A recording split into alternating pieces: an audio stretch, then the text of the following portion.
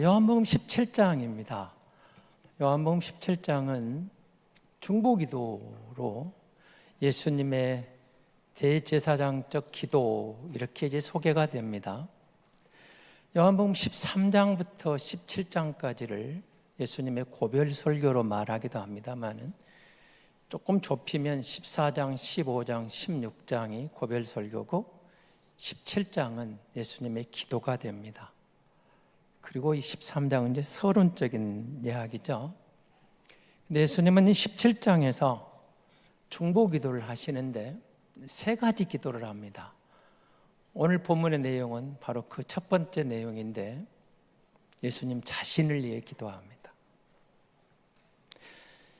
십자가를 앞두고 자신을 위해 기도하는 주님을 우리는 겟세마네 동산에서 만나게 되죠.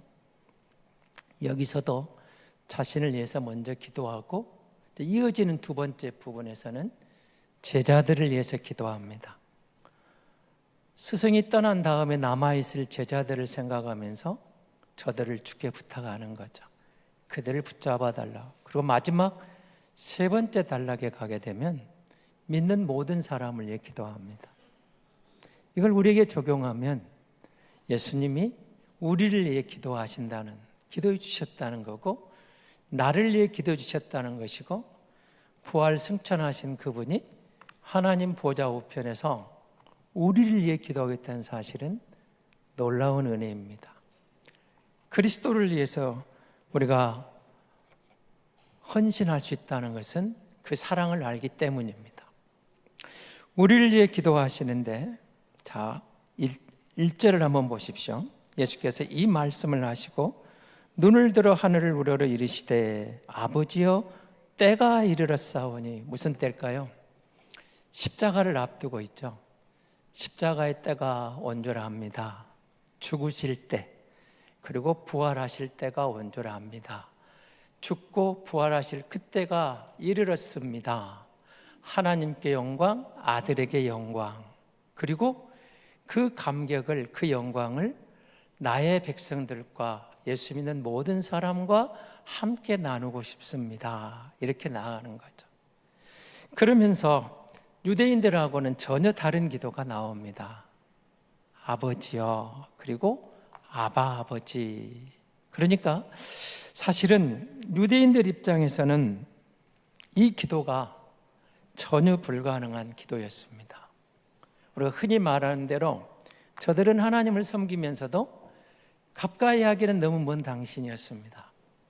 그래서 두려움으로 하나님의 이름조차 부르지 못했는데 예수님은 적극적으로 아버지 그리고 나아가서 아빠 이렇게 부르고 있는 겁니다. 그러니까 유대인들은 두려워 떨고 있었지만 예수님은 하나님을 집에 계신 다정다감하신 아빠, 아버지로 굉장히 그 친밀감을 드러내게 되시는 거죠. 성부 하나님에 대한 성자에서 아버지와 아들 간의 다정함, 친밀감은 두말할 필요가 없겠죠. 그래서 그렇게 다정하게 나아가지만 유대인들이 보기에는 아마 그건 불경죄였을 겁니다. 어떻게 저럴 수가 있느냐. 그래서 우리 유대교와 기독교의 큰 차이가 여기에 있는 겁니다. 저들은 유일신 여호와 야훼 하나님만 믿고 그가 보내신 자 예수를 안 믿습니다. 3절을 한번 다시 같이 볼까요? 영생은 곧 유일하신 참 하나님과 그가 보내신 자 예수 그리스도를 아는 것입니다. 우리는 하나님을 믿습니다. 예수를 믿어 하나님의 자녀의 권세로 삼위 하나님을 믿습니다. 그분이 하나인 것을 믿습니다. 그래서 삼위일체 하나님을 찬양하고 삼위일체 하나님을 믿습니다. 그래서 성자 예수님을 우리는 인정하고 그가 보내신 자로 믿는 거죠. 유대인들은 그걸 받아들일 수가 없었던 겁니다. 그런데 주님은 그렇게 말하는 겁니다. 이제 내가 십자가를 치고 죽고 그리고 부활해서 그 영광은 어떤 영광으로 소개를 하죠? 창세전에 아버지와 함께 했던 그 영광입니다. 5절을 보십시오. 아버지여 창세전에 내가 아버지와 함께 가졌던 영화로서 지금도 아버지와 함께 나를 영화롭게 하옵소서. 창세전에 하나님과 함께 있어서 천지창조를 동참했던 성자 예수를 소개합니다.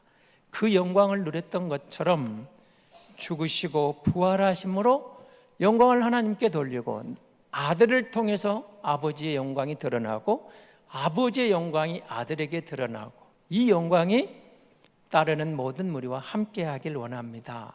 그러면서 영생은 이렇게 나오는 겁니다. 이제 너희가 나를 믿는 것은 죽음의 문제가 아니고 죽음을 뛰어넘는 부활의 영광, 영생의 세계를 말하는데, 영생은 곧 유일하신 참 하나님과 그가 보내신 자 예수 그리스도를 아는 것이다, 이렇게 소개를 하게 되는 거죠. 하나님을 안다, 예수님을 안다. 근데 유일하다 이 말 속에는 한 분이라는 뜻이겠죠. 오직 한 분입니다. 근데 더 나아가면 이 말의 뜻은 이런 뜻이기도 합니다. 세상에 많은 신들이 존재하지만 진짜 신은 하나뿐이다, 이런 뜻입니다. 그러니까 세상에 수도 없는 많은 신들이 있지만 참신, 영생권 유일하신 참 하나님입니다. 참신, 진짜 신은 유일하다. 능력면에서 그의 모든 속성에서 하나님이 진짜 신이다, 참신이다, 유일하다. 하나님과 견질 수 있는 그런 모든 신들이 많이 존재할지라도 하나님과 비길 수 있는, 견줄 수 있는 신은 하나도 없다. 유일하다, 능력면에서. 그리고 참신, 그분만이 참신이라고 말하는 겁니다. 그럼 여러분, 영생을 말하면서 하나님을 아는 것, 그렇게 말합니다. 그러면 또 여러분이 제가 질문을 하나 던지겠습니다. 예수 믿은 지 오래되셨죠? 이제 믿으신 분도 있겠지만 대부분은 많이 오래되신 분들로 알고 있는데, 다시 여러분 하나님을 얼마나 알고 있습니까? 그리고 예수 그리스도를 얼마나 알고 믿고 계시는가? 한번 질문을 다시 여러분 자신에게 해보시기 바랍니다. 요한이 우리에게 소개하는 영생은 하나님을 아는 겁니다. 유일하신 하나님, 참신이신 하나님, 그리고 그가 보내신 자 예수 그리스도를 제대로 믿는 겁니다. 그래서 그 하나님을 바로 알고 하나님 예수 그리스도를 바로 믿는 것이 영생이라고 증거를 내리고 있는 겁니다. 우리 영생을 주는 것을 그렇게 말하는 겁니다.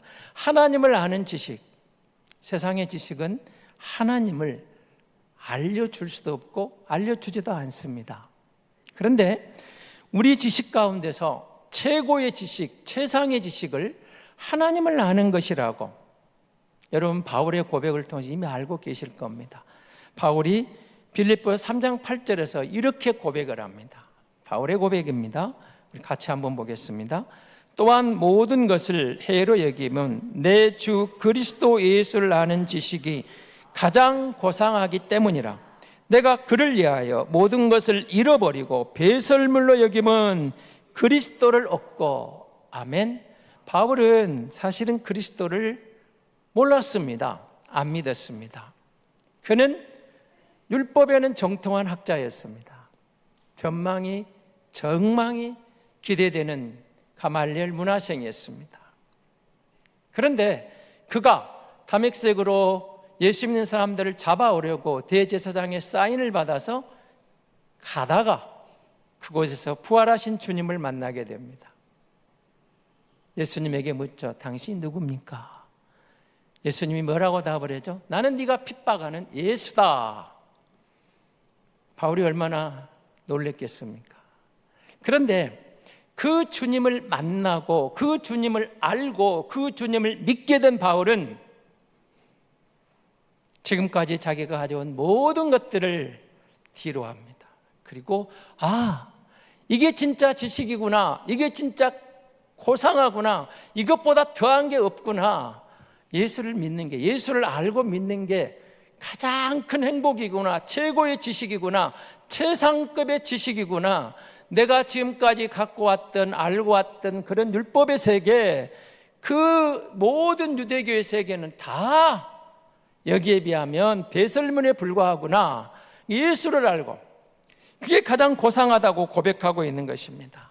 하나님을 아는 지식은 여러분 인간의 어떤 학문이나 지성으로 알 수 있는 게 아닙니다. 성령 하나님 우리를 깨우쳐 주셔야 되고 하나님의 은혜가 우리의 마음을, 우리의 심령을 열어줄 때 하나님을 우리가 받아들이고 하나님을 알게 되는 것이죠. 그래서 여러분 사실 하나님의 은혜가 아니면 우리가 예수를 믿을 수도 없고 하나님을 알 수도 없는 겁니다. 하나님을 아는 지식은 세상의 학문이 아닙니다.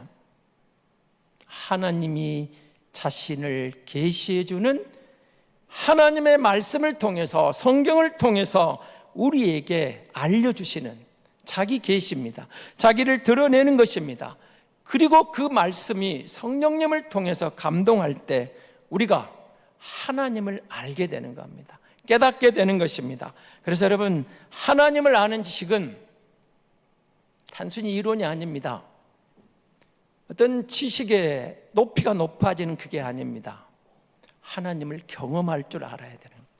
시편 기자가 이 부분을 이렇게 말합니다. 시편 34편 8절에서 이렇게 고백을 합니다. 너희는 여호와의 선하심을 맛보아할지어다.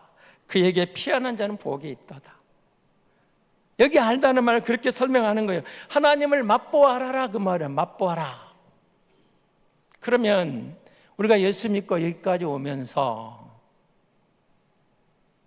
내가 경험한 그 하나님은 어떤 하나님입니까? 하나님을 맛보았습니까? 여러분의 지난 삶 속에서 정말 하나님을 맛본 적이 있는가요?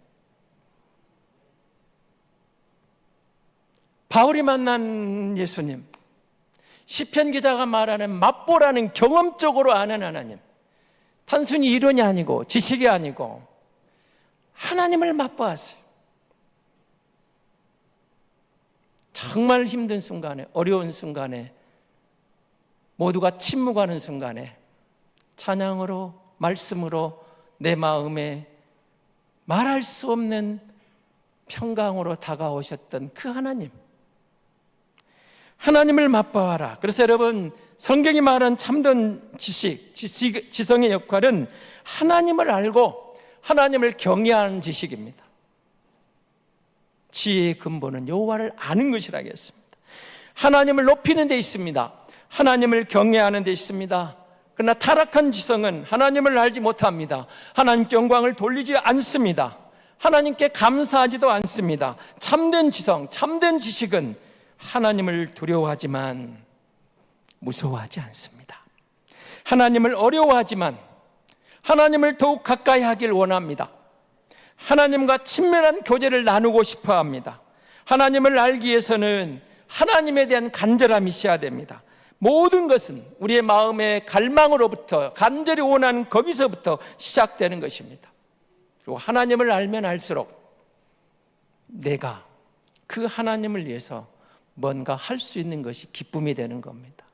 즐거움이 되는 겁니다. 그래서 바울은 이전 것을 배설물 여기고 내가 만난 예수를 위하여 온전히 헌신할 수가 있었던 겁니다. 하나님을 맛보고 하나님을 경험하고, 그렇습니다. 하나님이 우리에게 다가오실 때, 경험할 때 세상의 어떤 위협 앞에서도 용기를 잃지 않고 담대하게 나는 예수를 믿노라고 고백할 수가 있는 겁니다. 믿음을 포기할 수가 없는 것입니다. 하나님을 아는 사람은 거룩을 추구합니다. 내 본성이 말하는 내 의가 아닙니다. 세상이 말하는 세상의 의가 아닙니다. 하나님이 깨우쳐 주시고 하나님이 알게 하신 거룩입니다. 우리에게 없었던 거룩입니다. 거룩한 것은 아름답습니다. 하나님이 거룩하십니다. 하나님을 아는 것, 아름다움의 절정입니다. 거룩입니다. 거룩한 사람을 만나면 왠지 모르게 고개가 숙여지는 겁니다. 추한 것은 아름답지 않습니다. 거룩한 것이 아름답습니다. 하나님을 아는 사람은 여러분 시냇가에 심은 나무처럼 견고하여 흔들림이 없습니다. 하나님을 아는 지식을 말할 때 여러분 우리가 골로새서 2장 6, 7절은 이렇게 기록을 합니다. 그러므로 너희가 그리스도 예수를 주로 받았으니 그 안에 생하되 그 안에 뿌리를 박으며 세움을 받아 교훈을 받은 대로 믿음에 굳게 서서 감사함을 넘치게 하라. 우리가 예수를 주로 받았습니다. 우리의 믿음의 뿌리를 그리스도 위에 내렸을 때 시냇가에 심은 나무가 마르지 않은 것처럼 만세반석 그리스도 위에서 마르지 않는 영적인 풍요로움을, 영적인 깊이를, 영적인 넓이를, 영적인 심오한 것을 깨우치게 되는 것입니다. 하나님을 믿는 것은 신앙의 시작입니다. 하나님을 믿으면 하나님을 더 알고 싶어지는 마음이 생기는 게 당연한 겁니다. 하나님을 알고 싶어요. 하나님을 믿는 단계에서 하나님을 제대로 알고 싶은 것, 하나님을 믿은 후에 더 알아가고 싶은 것, 그렇습니다. 우리가 하나님의 아들을 믿는 것과 아는 것의 하나가 되어 온전한 사랑을 이루어 그리스도의 장성한 분량이 충만한 데까지 이르리니, 바울은 에베소 교회를 향하여 편지하며 이런 글을 남깁니다. 무슨 말일까요? 예수 그리스도의 장성한 분량이 이르도록. 그렇습니다. 우리는 하나님을 아는 만큼 잘할 수가 있습니다.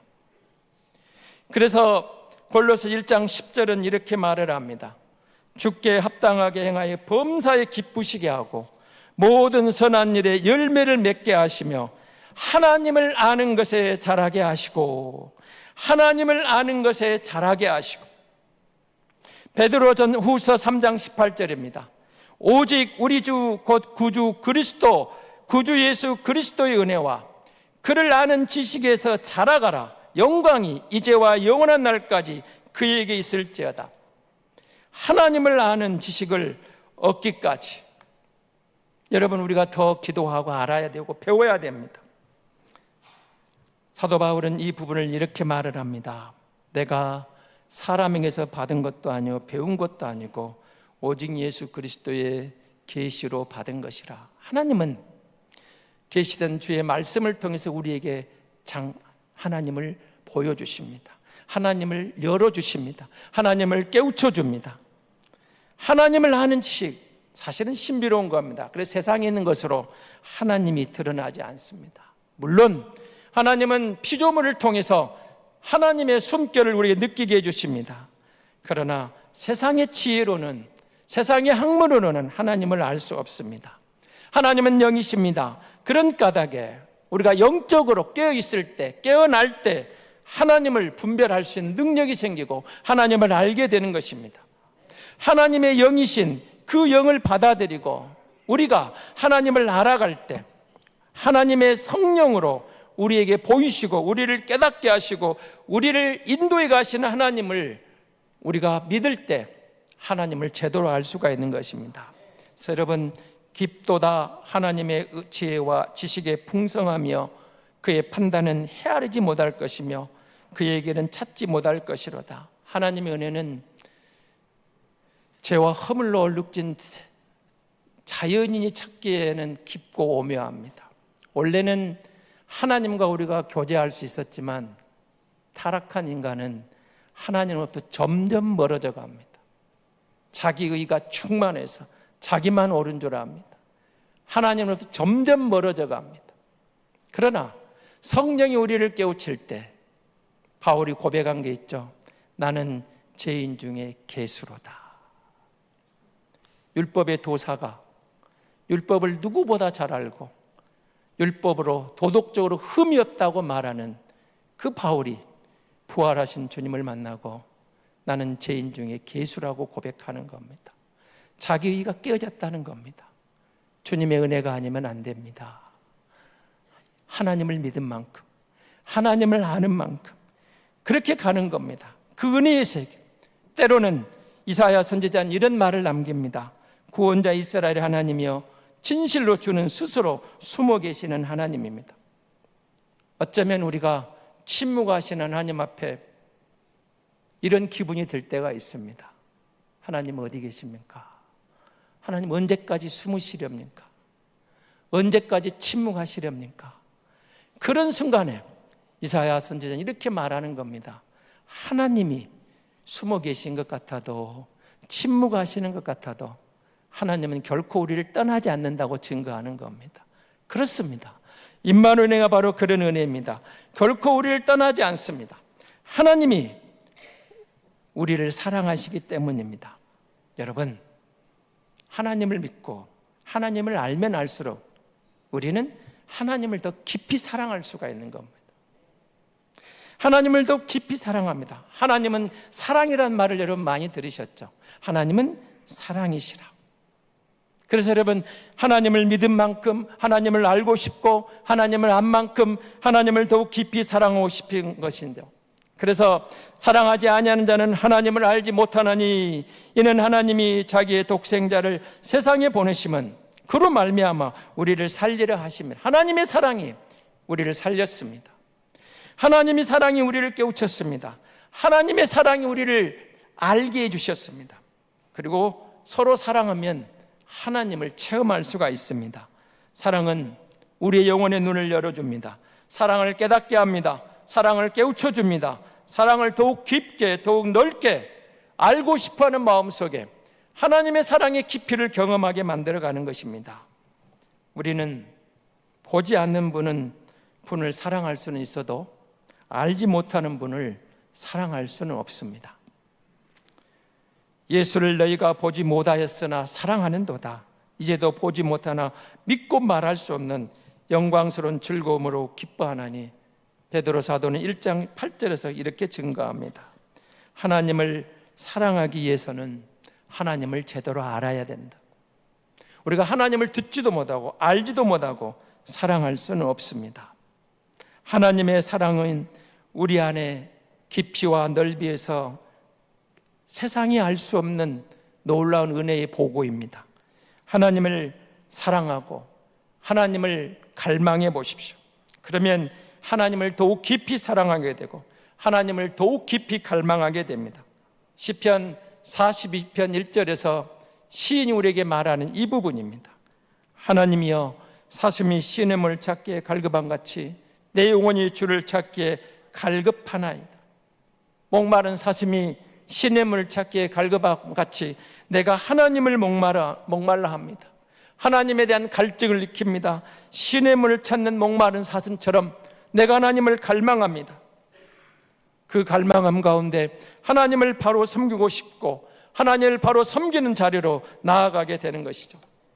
그래서 바울이 말한 것처럼 하나님을 아는 지식이 가장 고상한 겁니다. 지식 중에 보배입니다. 하나님을 아는 지혜가 최상의 지혜입니다. 하나님을 안다는 것은 하나님이 어떤 분인가를 깨닫는 겁니다. 하나님의 성품을 아는 겁니다. 하나님의 능력을 아는 겁니다. 하나님의 지혜를 아는 겁니다. 하나님의 이름을 아는 겁니다. 하나님의 말씀을 아는 겁니다. 하나님의 도리를 깨달아 아는 겁니다.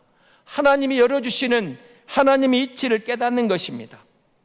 그래서 여러분, 하나님을 알기 위해서는 우리는 거룩하신 주님을 따라야 되는 겁니다. 하나님을 아는 것은 은혜이지만 하나님을 아는 데에는 갈망, 아까 목마른 사슴이 갈증을 느끼는 그런 절실함이 우리 안에 있어야 됩니다. 하나님의 말씀을 통해서 들려주시는 깨우침이 있습니다. 다시 여러분에게 또 도전을 드리겠습니다. 24년은 성경 일독을 꼭 하십시오. 지금 생각하면 다 할 것 같지만 연말이 되면 올해도 못했네, 대부분 그럽니다. 왜 그럴까요? 꾸준함이 없기 때문입니다. 매일 10분만 말씀 보는 시간을 놓치지 마십시오. 일독할 수 있습니다. 다 하셨는데 모르고 제가 그렇다면 죄송하지만 지금은 다 할 수 있을 것 같아도 연말 가면 또 못한 것 같은 후회할 때가 많잖아요. 부탁드립니다. 말씀을 가까이 하십시오. 매일 한 장이라도 읽어보십시오. 하나님께서 말씀으로 여러분을 반드시 찾아올 줄로 믿습니다. 그리고 우리는 왜 하나님을 알아야 될까요? 어떤 분이 이렇게 멋진 말 하나 남겨놨습니다. 하나님의 일은 생산업이 아니라 분배하는 일에 종사하는 것과 같다. 이해가 되십니까? 우리 믿음은 내가 만든 믿음이 아닙니다. 하나님이 나를 믿게 해주셨고 하나님이 말씀으로 내게 깨닫게 해주시고 그 말씀이 내 안에서 살아날 때, 그 말씀이 성령께서 조명해 주실 때 하나님이 내게 주신 겁니다. 하나님 내게 받게 해주신 겁니다. 앞서간 신학자들이 내어놓던 것들을, 믿음의 선진들이 내놓던 소위 그런 아름다운 글들을 통해서 그들이 하나님께 받은 것들을 내가 받아보는 겁니다. 초대교회 신자들이, 여러분의 부모님들이 한국교회 초대 순교를 각오하고 이 믿음을 지켰던 그들이 남긴, 그들이 받았던 것을 우리가 받아보는 겁니다. 내가 생산하는 믿음이 아닙니다. 내 안에서 스스로 만드는 믿음이 아닙니다. 성령 하나님이 깨우쳐 주시고 앞서간 믿음의 선진들이 우리에게 전달해 준 것, 바울이 받아서 다음 세대에, 그 다음 세대가, 그리고 우리에게 전달된 바로 그런 것들입니다. 유통업자란 말은 굉장히 의미 있는 말입니다. 진리를 유통한다는 것은 여러분 예수 그리스도 안에서 아버지께서 본 것과 들은 것과 받은 것을 나눈다는 뜻입니다. 예수님께 받은 것을 나누는 것입니다. 하나님을 아는 지식은 절대로 우리 스스로 생산해낸 지식이 아닙니다. 다만 받은 것을 전하는 것입니다. 하나님을 안다는 것은 하나님의 말씀을 알고 그 말씀에 앞에 떠는 것을 의미합니다. 나 여호와가 말하노라 내 손이 이 모든 것을 지었으므로 그들이 생겼느니라. 물은 마음이 가난하고 성령에 통회하며 내 말을 듣고 떠는 자 그 사람을 내가 돌보려니와. 이사야 66장 2절에 있는 말씀입니다. 하나님은 그분 말씀 앞에 떠는 사람을 찾습니다. 나를 사랑하지 아니하는 자는 내 말을 지키지 아니하느니 너희가 듣는 말은 내 말이 아니요 나를 보내신 아버지의 말씀이니라. 예수님마저도 나는 하나님 아버지가 내게 준 말씀을 너희에게 전하고 있노라고, 전달자라고 말합니다. 그래서 예수님은 계속 그것을 강조합니다. 나는 하나님의 말씀을 이루러 왔다고요. 하나님의 말씀을 경외하며 하나님의 말씀을 소중히 여기는 사람을 찾습니다. 하나님의 말씀을 능력을 알고 그 말씀을 읽고 연구하고 암송하고 묵상하고 그 말씀에 순종하는 사람을 하나님은 찾고 계십니다. 하나님의 말씀의 무게를 알고 그 말씀 앞에 떨면서 그 말씀을 즐거워하는 사람을 하나님은 찾고 계십니다. 그리스도인이 누리는 가장 큰 영광은 하나님을 알고 그분을 즐거워하고 주님을 닮아가는 것입니다. 영광의 하나님과 그 하나님을 알면 알수록 그 하나님께 가까이 다가가는 것이 내게 복입니다. 더 친밀한 교제를 나누고 싶고 하나님을 닮아가는 것입니다. 사도 바울의 고백처럼 죄인 중에 개수와 같은 우리가 하나님을 알고 그분을 닮아가는 것은 우리의 최고의 영광, 최상의 지혜, 최고의 기쁨인 줄 믿습니다.